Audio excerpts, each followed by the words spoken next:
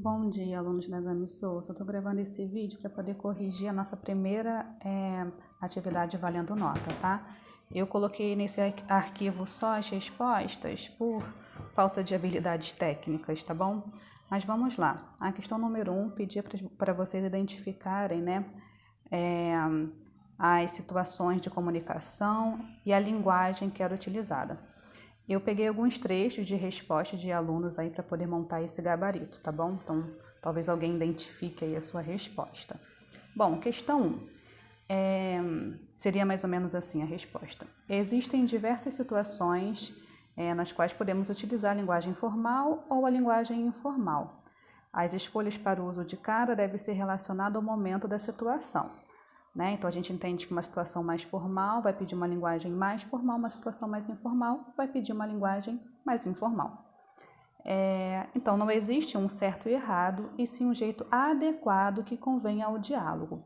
Existem pessoas que não utilizam a linguagem formal por falta de conhecimento, onde algumas acabam sofrendo o preconceito linguístico, que é relacionado à variedade linguística de menor prestígio social, sendo fator influenciável. E aí a questão ela pedia para vocês identificarem a situação de comunicação de cada quadrinho, né, de cada momento ali do dia daquele personagem. Então, no primeiro quadro, a gente tem uma ligação telefônica para a mãe e o uso informal da linguagem. A gente também tem a presença ali de gírias, né? O segundo quadro é o encontro casual com um amigo. A gente tem uma linguagem informal novamente. E depois a gente tem ali no ambiente de trabalho uma linguagem mais formal, como um ambiente de trabalho necessita, né? No quarto, a gente tem um e-mail de trabalho, linguagem formal novamente. Quinto quadro, um ambiente familiar, né? Linguagem informal, presença de gíria. A gente percebe que quanto maior a intimidade da pessoa, entre as pessoas, né? Mais informal é o uso da língua. E no sexto quadro é uma prova acadêmica, e aí nessa prova acadêmica ela pede uma linguagem formal e a presença também de termos técnicos, tá bom? A segunda questão tinha lá uma charge, né, dos pinguins, e aí ela pedia para a gente identificar algumas coisas. Então vamos lá, uma resposta aí que seria, que responderia, né, todos os comandos. O tema abordado na charge é o do aquecimento global. O cartunista utilizou a imagem de 2 pinguins com o cenário do Nordeste brasileiro a fim de demonstrar o que pode acontecer com as regiões mais frias do planeta. A legenda no canto da tela demonstra ao leitor que, diferente do que ele pode imaginar, os pinguins não estão em um lugar incorreto, né? Eles não estão no Nordeste, eles estão lá no Polo Norte, né? Eles estão onde deveriam estar, no Polo Norte. A palavra oxente exprime o espanto do pinguim com a situação climática daquele lugar. Essa expressão é característica dos falantes do Nordeste brasileiro. A questão 3, a gente tem aí o uso de mal com L e mal com U. Na tirinha do lobo, né, do lobo mau. A melhor maneira de saber empregar as palavras mal e mal é exatamente utilizando seus antônimos. Como a gente viu na aula, a gente não tem uma diferença de pronúncia, tá? Eles pronunciam de maneira igual, mas o uso que é diferente, né? Mal com L é o antônimo de bem e mal com U o antônimo de bom. Então, no primeiro caso, diz respeito a um lobo malvado e de intenções ruins, né? O segundo já diz sobre o oposto de bem. É isso mesmo, né? O oposto de bem, que já seria o bem-estar, né? Então, aí a gente tem um lobo mal com um, né? Que é o contrário de bom, um lobo ruim. E o lobo estar mal, no caso, ele não estar bem, né? Ele está aí com a autoestima ruim. Por isso, ele aparece chorando por não estar bem com alguma coisa naquele momento, que no caso é a sua autoestima. Questão 4, questões de ortografia. Vamos lá, a gente tem que ter atenção aí. Ando com poucos, falo com muitos, mas só confio em Deus. O que o aluno precisava perceber aí? Esse mais com i, né? Que é quantidade, é intensidade. Na verdade, o mais que tem que ser usado aí é aquele sem o i, que é utilizado com o sentido de porém. Ando com poucos, falo com muitos, porém confio só em Deus, né? Mas confio só em Deus, tá? Então, mais sem o i aí, tá bom? Vírgulas também, a gente tem que se atentar aí ao emprego das vírgulas. B. Nós, ansiosos, somos inseguros, por quê? Então, vamos lá. Primeiro, vírgula. Esse ansiosos aí é um aposto. Vocês devem ter visto lá no vídeo no Slam, né? Quem está com dúvida, volta lá no vídeo dele. A gente isola, tá? O aposto, no caso aí, entre vírgulas. Por quê? A gente não pode separar o sujeito do verbo. Nós, ansiosos, somos inseguros, por quê? Quem é o sujeito? Nós. Quem é o verbo? Somos. Então, não pode haver uma vírgula entre nós e somos. Não é, Cristiane? Mas tem duas vírgulas aí. Exatamente, tem duas vírgulas isolando ansiosos, tá? Então, nós, vírgula, ansiosos, vírgula. Se ansiosos faz a função de um aposto, tá bom? Por isso ele está isolado. O aposto é quando a gente vai inserir no meio da frase uma explicação, uma informação adicional. E a gente, então, isola. E a gente pode retirar essa palavrinha aí, ansiosos, da frase, que ela não traz nenhum prejuízo para o entendimento dela, né? Por exemplo, nós somos inseguros porque, né? Tá bom? Outra possibilidade também seria retirar as vírgulas. Então, ficaria, nós ansiosos somos inseguros, tá bom? Então, a gente também pode retirar essa vírgula.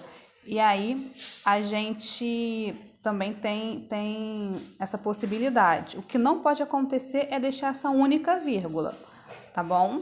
Ou eu coloco as duas, ou eu retiro as duas, tá bom? Fica sem nenhuma.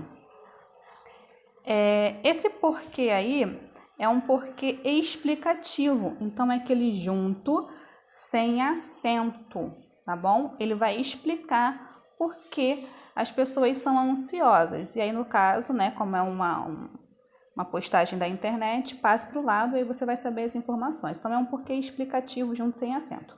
Teve gente que transformou esse porquê aí em porquê de pergunta, substituindo esses dois pontos aí por ponto de interrogação. Aí tudo bem, aí fica certo, né? Porque aí é o porquê de pergunta e está no final da frase. Então, ou você bota aí porquê junto sem acento com uns dois pontos, ou você coloca o ponto de interrogação e não mexe no porquê. Eu, dona de mim, se eu fiz é porque estava afim.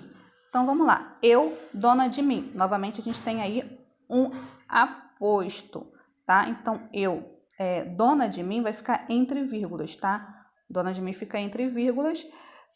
Se eu fiz assim, vírgula, é porque eu estava afim. Então, tava, linguagem informal, a gente fala tava, mas a gente escreve estava.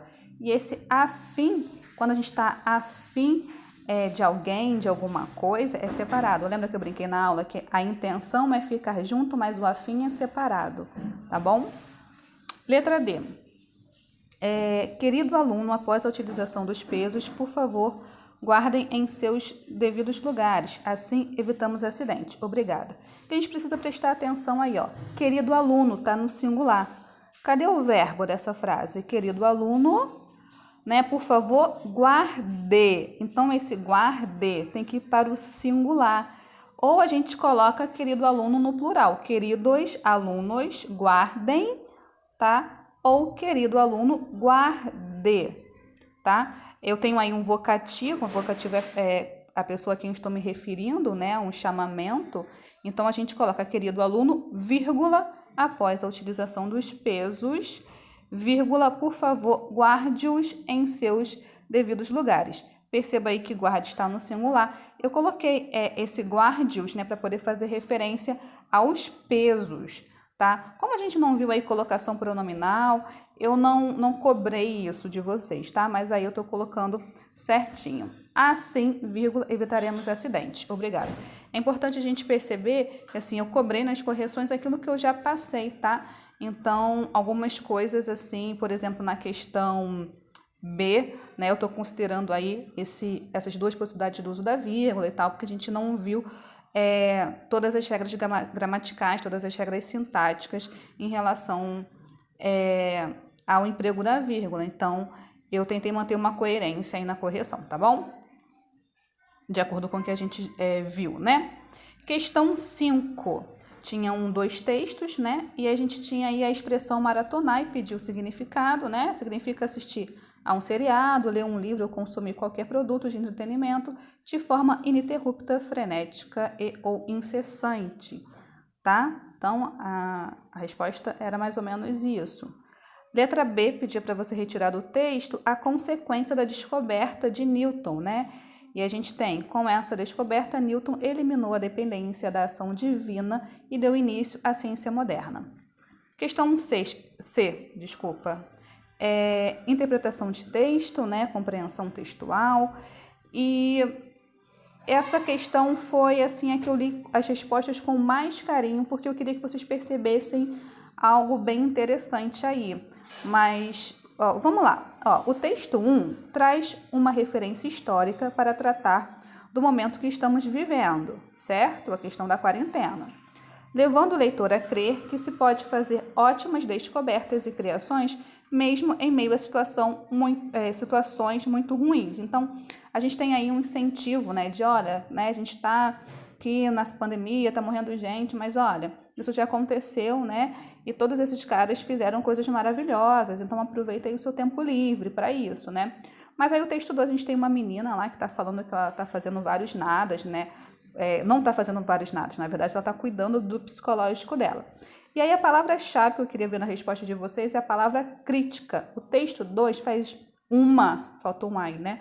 Uma crítica ao incentivo da superprodutividade durante a quarentena, ressaltando que o mais importante é cuidar da nossa saúde emocional, visto que essa cobrança de produção pode agravar ainda mais toda essa situação que estamos vivendo.